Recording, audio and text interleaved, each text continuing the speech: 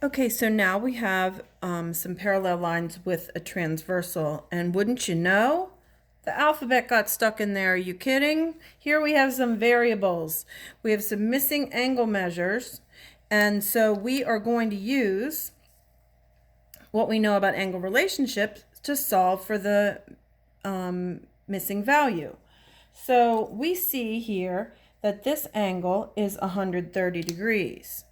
So if this angle is 130 degrees, what relationship do we know about that can help us figure out the value of x? Well, x happens to be corresponding to the 130 degree angle. Therefore, x has to equal 130 degrees also. And if x is 130 degrees, because y is alternate exterior to this angle, and it's a vertical angle with angle x, we know that y also has to equal 130 degrees. Okay? That's not so bad, is it? Now, let's look at this example. Here we have two parallel lines in a transversal, and this time this angle is 120 and this angle is 6y degrees. Well, because these are both same side interior angles, they're both on the inside of the parallel lines, and they're on the same side of the transversal. So what's their relationship? They're supplementary.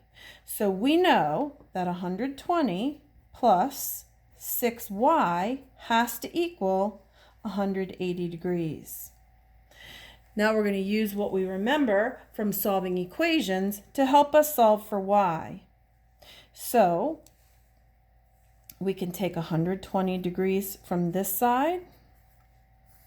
This gives us 0. So now we have 6y, is equal to 60. And therefore, if we divide both by 6, that's going to give us 1y. So y is equal to 10 degrees, or 10. And this angle is 6 times y, which is 10. Therefore, this angle has to be 60 degrees. So it's important not just to solve for the variable, but you're also going to then state what the value or the measure, of the actual angle is. So we can then use what we know to fill in the angle measure of all those other angles. We know that this one has to be 120, this one has to be 60, this has to be 120 because of the relationship to one another. Again, this has to be 120 degrees, and then these two also have to be 60. Good to go? Got a couple more examples for you. Let's look at this. Here we have angle ACB. Let's trace that. ACB is equal to 5x plus 35. Let's go ahead and write that in there. And EFH is equal to 45 degrees. All right? So now we need to think about what is the relationship between this angle and this angle. Well, we know that they're not congruent. They are same side exterior, which means they are also 180 degrees. So let's just create another equation. 5x plus 35 plus 45 degrees equals 180. Well, all we have to do now is combine like terms. So 5x plus 80, 35 and 45 is 80, equals 180. Taking 80 away from both sides, this gives us 0. So 5x equals 100. So if 5x equals 100, we divide both sides by 5. X is going to equal 20. Now, that tells us what x is. It doesn't tell us the measure of this angle. So if we know that 5 times x, or 5 times 20, is going to give us 100, and then add 35 to it, then this angle has to be 135 degrees. Again, we can know this vertical angle has to be 135 degrees. And this angle has to be 45. So we can use all of this information, or use what we know about angle relationships and the little bit of information that we have to then make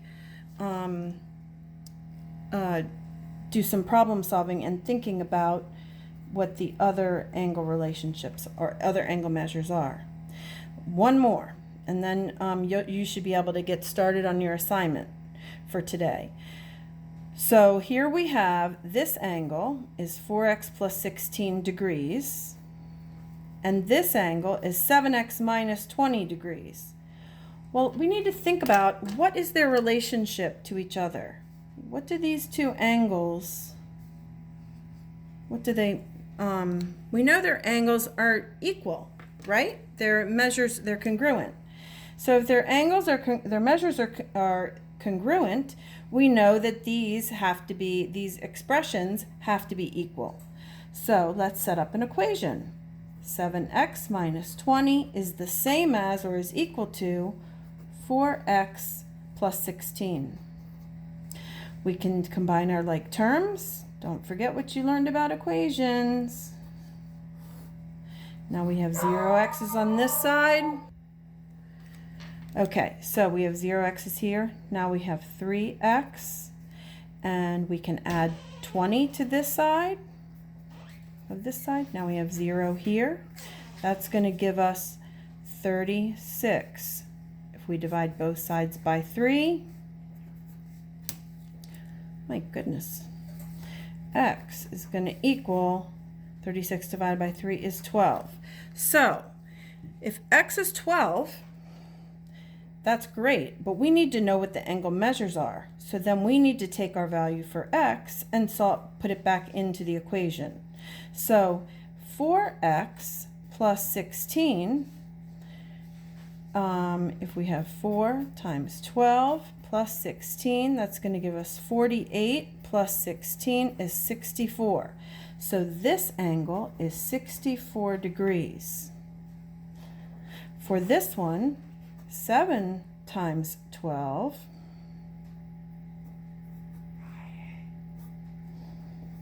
taking away 20, that's going to give us 84 minus 20 will give us 64. And because we know that these two are equal, they both have the same measure, so that makes sense.